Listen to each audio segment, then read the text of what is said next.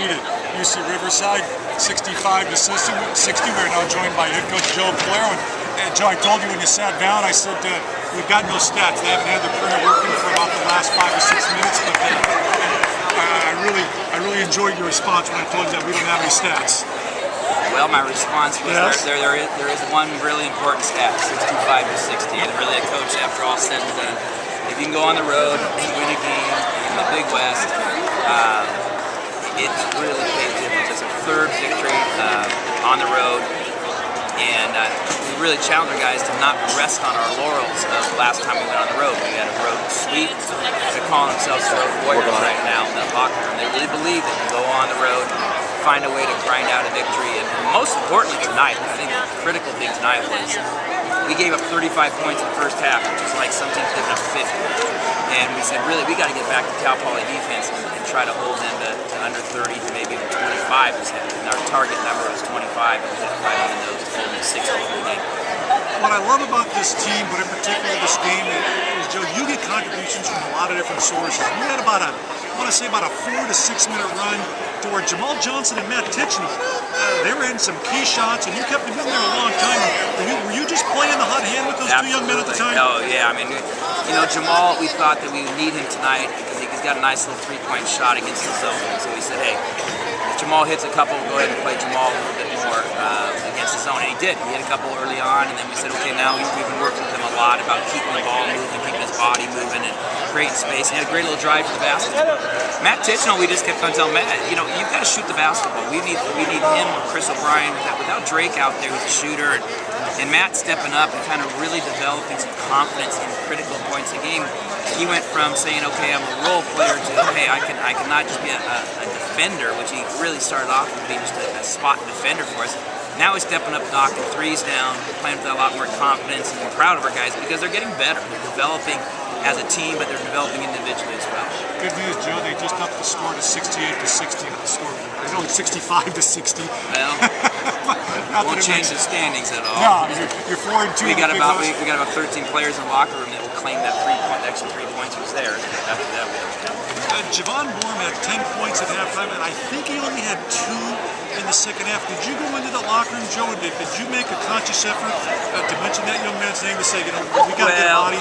We actually went to the game saying he's the guy. We thought that when he gets going, he hits those easy threes, he gets in a rhythm, then their inside opens up. And so, again, that's why we kept subbing. We thought we had to keep a fresh guy on him. We kept Malik on him, then we Titch on him, then we put Chris O'Brien on him. And we wanted to get more physical and start trying to body him up and try to wear him down a little bit so they couldn't just come off those pin-down screens, those staggered screens that they're running for him, and it's just going to get rhythm shots. So I thought you guys did a really good job on him. I think he's a very good player and an excellent shooter. The kid had to sit out last year with an injury.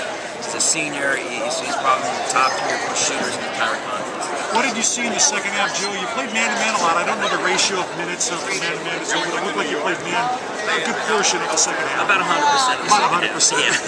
We went full man.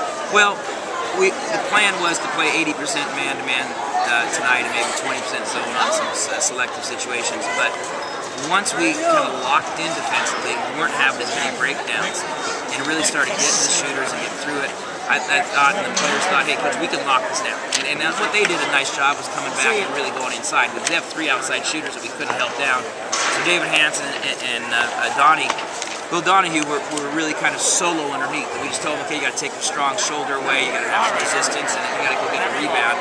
They scored a couple back-to-back low post plays, but you know those low post 2s don't seem to gain as much momentum as those 3s that teams can hit on. The pattern, and I noticed this, is that when you guys play a basketball game and it doesn't meet your expectations and you're on the losing end of it, you come right back and you play extremely well for 2 or 3 ball games. You did that against Long Beach State. You lost at home. You came back and won 3 straight conference games. You lost to UC Irvine. You said in the post-game show this past Saturday, you weren't exactly thrilled with your team's performance in Saturday's game, and you come back here and you get a solid performance. Well, I was just disappointed in our toughness and our physicality and getting those long rebounds and getting to the loose balls and grabbing at the ball and holding the ball. And so actually I rented the movie Dirty Harry, and we made him watch it on the bus, toughen him up a little bit, look at the old Clint Eastwood and see if they get a little bit tougher. They're laughing at me, but I'm saying, no, you guys, this is it. You got to have a little chip on your shoulder, and was it Inspector Callahan was his name.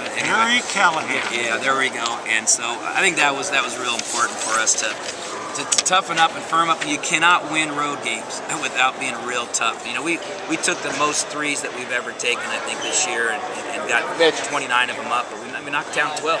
Anytime you go 9 to 10 threes, you have a good chance of winning the game.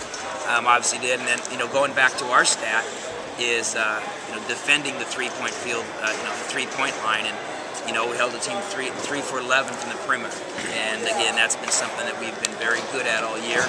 And hopefully we can continue with that as we have to go to Northridge. We got a short turnaround. We got a 1 o'clock TV game, as you know, and you know, and Northridge played last night, so they got 2.5 days rest on us, and short turnaround time. So you know, it's gonna be a heck of a challenge. Our kids have seen every challenge and have stepped up to it. So we'll go get a shorter practice tomorrow, and get to bed a little earlier on Friday night, and hopefully get a couple supporters to come on down Northridge and get some support behind that Cal Poly bench for that TV game, show them the Cal Poly fans are out there willing to come down on Saturday afternoon, come support the squad, and then go shopping or go to dinner in LA and then come back to the 70s. Very good. The Mustangs cleaned things up by watching Dirty Harry at a 65-60 win. Good win, Joe. Thank you very much. I gotta ask you. Yes. Do you feel lucky? No. Do you feel lucky? Do you, punk? Well, do you?